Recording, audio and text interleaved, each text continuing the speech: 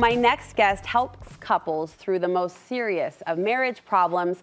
One of those issues is a daily snag, you could call it, that you might otherwise dismiss, but it's such an issue, she is bringing a new term to our attention: technoference. Dr. Liz Hale says phones, screens, and social media aren't just impacting our real-life relationships, they are killing our romance. She has 4 ways to tame technoference in marriage and get back to the kind of connection we all really want. So good to see you, sister. So good seeing you. This affects every couple, I think. Yes, it's Dr. Brandon McDonald who really coined the term maybe a dozen years ago. He was kind of ahead of his time, really. But just think about this. So the Annals of Psychology recently said that there are over 6.5 billion cell phones.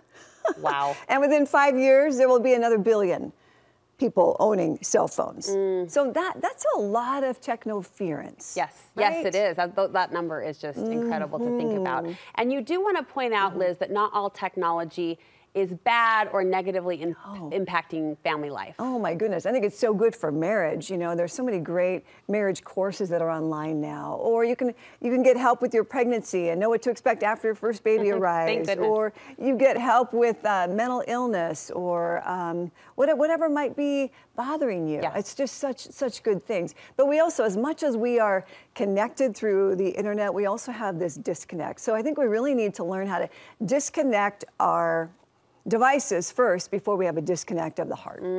How are you seeing technoference show up in marriage and with the couples that you work with? You know, I think, again, the study was very interesting of a dozen years ago. The vast majority of participants said that they just didn't feel as close to their partner anymore. There were these frequent interruptions, right? And even some people felt a little depressed. And definitely just a little bit disconnected. So even though it's just a ding, it's kind of a ping of the heart, right? Or a ping maybe as it causes a ding of the heart, perhaps. Well said, well said. So I think we have to be very, very careful, very aware how it looks to our partner. This might be a lame comment, but I often think of the lack of curiosity we now have. Like, we can just Google something or get an answer to something in an instant. Yeah. And that takes away a lot of, like, banter, like back and forth conversation or debate, whatever you want to call it. But when we miss curiosity, we miss a lot of the spark in relationships, and I would think that includes marriage. You mean like if it's a quick text, you mean if you just need a quick... Or like a question, like a talking point that might come up in marriage that you would otherwise like wonder about together or talk through together, and you can just go to Google. I know, isn't that fascinating? You know, I'll go to Google for one thing, and then 2 hours later, I'm still there, right? That's also kind of the concern, is like, where does the time go? Yeah. It's just kind of this endless black hole, this really. little hole. Yep. You have 4 ways we can tame the technoference, as you say, in marriage. And the first is to not blame technology. Yeah, it's not to blame. We are to blame, right? So pay attention to the response of family members. Listen to what they're saying to you. You know, on our live show, I reported that when Ben's driving us around, I too was also driving, and that didn't go so well. So the cars in the driving, our time in the car is much more peaceful now. But I've learned to it's kind of like driving Miss Lizzie, right? That's what he calls, instead of driving Miss Daisy. So I've learned to enjoy the view, listen to our music, play with his hair, and do some texts or emails. But what I have learned the hard way is that as soon as Ben parks the car and he gets out and he walks on the other side of my door and he opens it up, I have got to be done with that text. Phone down. Right? Otherwise, otherwise he's standing there and I'm just finishing, and how rude is that? I don't want to show up that way in my marriage. That's showing to him that, you know what, yes, I see you, but this is far more important than you are. When in reality, it's not. He's the most important. Right, right. So you have to have those personal... Yeah. So find where you can make just small changes. Let's just start simple, right? It's all an experiment. Well, speaking of simple, you have a really good kind of line in the sand guideline for couples, and that is do not ban it, but man it. Yeah, exactly. But man up a little bit, right? For all of us, that real life is better than an online affair, and I use that term kind of a tongue-in-cheek because we're kind of like having affairs with these phones, if you will. The other night in couples therapy, a husband, and they have a rather traditional marriage. He works in an office. She's home all day, has a small business. Successful business, but they're busy. And he comes home at the end of the day, and she's talking to her sister or her mother, and he goes, couldn't you have talked to them earlier? Do you have to be on the phone when I walk in? So even just thinking about those nuances of how welcoming am I, or is my head down and my phone attached to my ear? and I'm talking to somebody else who I'm saying is far more important than you are. Yeah. Sometimes those things happen, right?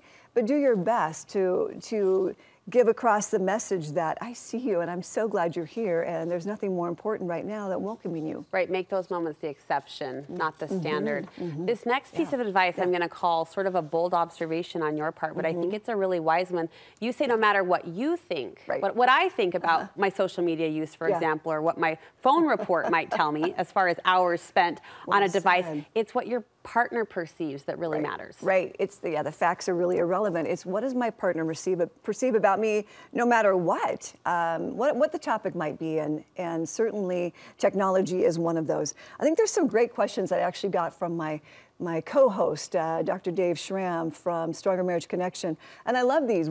He has 4 questions to suggest, right? And the first one is, when do you feel like you're competing for my attention in regards to technology? I love that. And do you ever feel like I'm not fully present? What are the phones, television, social media, gaming, online shopping habits of mine that are a source of tension for you?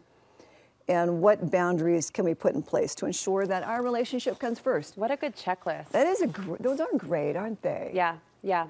Finally, you want us to be uninterruptible. What do you mean by that, Lizzie? You know, I think it's really difficult to have a close, meaningful conversation or to pay attention to someone or truly listen when we have that interrupted Distraction.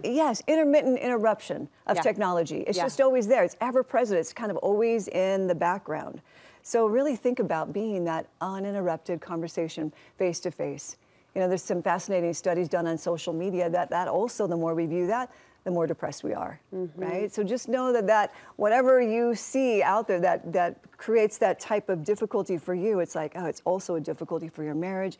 And if it's a difficulty in marriage, it's probably also difficult for our children. Sure. So think about heads up and that face-to-face time. And I like the idea of setting those personal boundaries. You know, what is the end point, or what is the screen down point for me, and honoring those? It takes self-discipline, doesn't it? It does. And paying attention. Ask those difficult questions. Yeah. You know, what's my technology relationship like for you? Yeah. I want to know. And then believe your partner. I like it. And make a small change. One small change at a time, right? To eliminate that technoference. Yeah. Liz, thank you. Yeah, it's my pleasure. Good suggestions, great advice.